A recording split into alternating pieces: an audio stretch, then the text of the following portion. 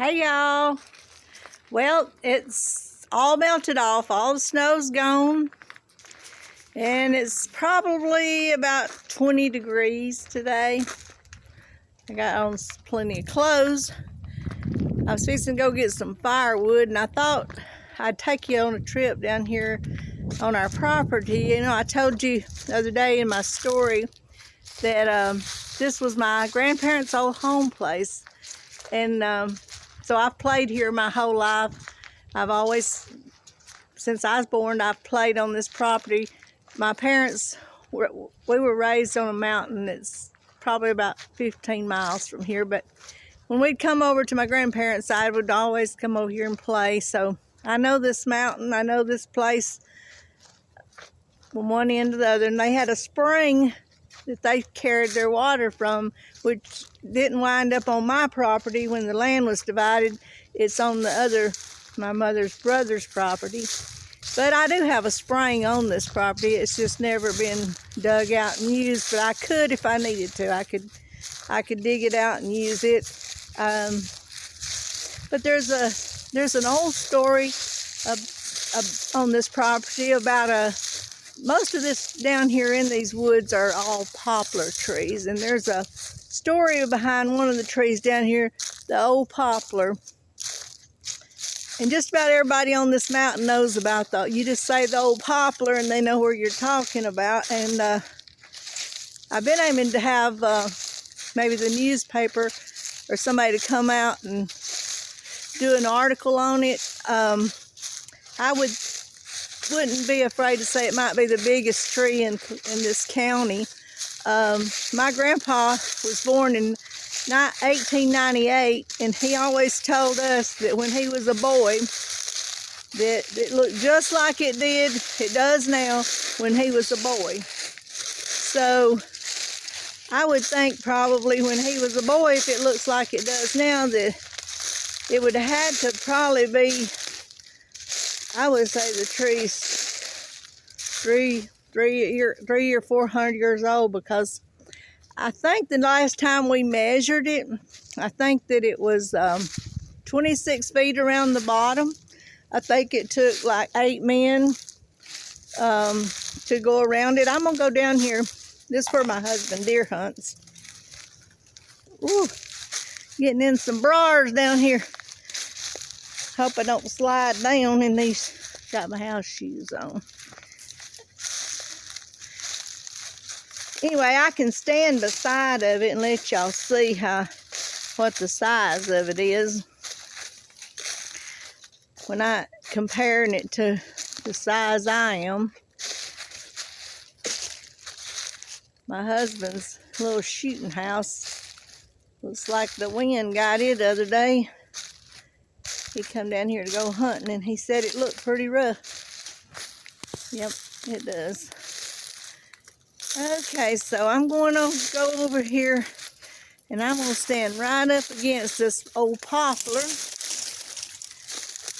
I don't know if I can hold the phone out far enough.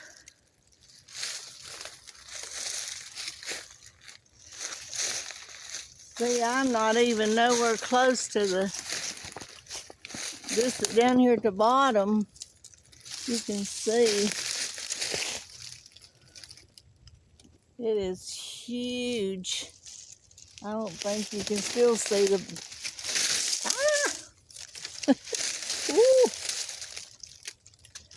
It's still coming. Oh, way on over here. So it is a huge, huge tree. And it's tall. Anyway, when I was growing up all my life, and my grandparents died he died when, I think in 78 maybe.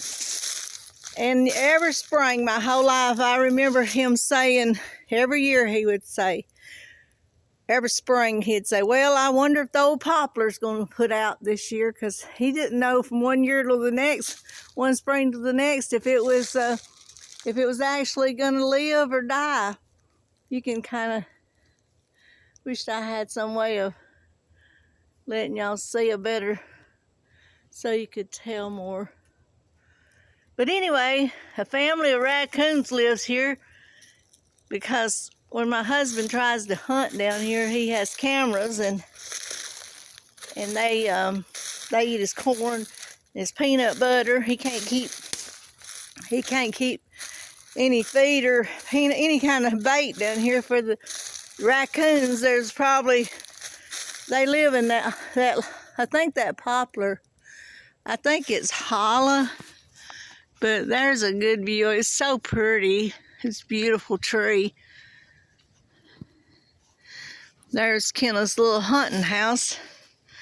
I think it might need to be some work done on it. Yeah, here's the spring.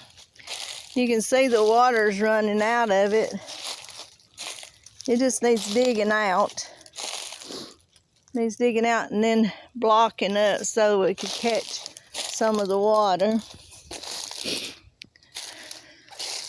It's pretty down here in these woods. There's Kenneth's little hunting house. There's his deer feeders. Got a branch down here. I don't know what y'all call it, but I call it a branch. What's it supposed to be? A branch. A bench, a bench, a branch, a branch. Yeah. Yeah, he had some peanut butter. Look, they cleaned out the peanut butter. They cleaned out the corn. Got that peanut butter. Oh, wow, the creek's running. Yeah, that little branch got some water in it. Isn't that pretty? Yeah. Yeah, we're gonna, when I get the bed and breakfast fixed, you know, I told y'all I was gonna do that motorhome. I'm gonna make a bed and breakfast out of it, and I'm gonna make a trail down here, and I'm gonna name it the Ellis Trail because that's my grandfather's name, Ellis. So I'm gonna name it the Ellis Trail, and then when people come stay at the bed and breakfast, they'll have a little walking trail. They can get out and enjoy nature a little bit. Yeah, I think we're gonna have to buy some. We're gonna have to buy some materials for this little thing. Wow, look at this. Hey y'all, look. Ain't that pretty cool? I thought that all that time, I thought that was that, you know, that stuff you buy that looks like leaves already on it? That's really leaves stuck to that. Oh Lord, is he gonna hang himself? He got a noose out here. Got him a stool. Yeah. I don't see any deer. And my grandfather was a blacksmith back in the day, and his old blacksmith shop's still down here, just a part of it. I've tried to preserve all this stuff and not let nothing happen to it, which really ain't nobody ever down here in these woods except me and Kenna. So, shouldn't ever get destroyed. Let me just see if I can go over here and make it to this old blacksmith shop where he used to make horseshoes and shoe his horses with back in the day. I remember Grandpa raised sugar cane and corn. Yeah, there's that spring. I don't want to step in that. Might go up to my knees. Anyway, we would go down there and we'd get in the sugar cane and suck the sugar cane out of the cane and shell corn. Okay, so there's what's left of his old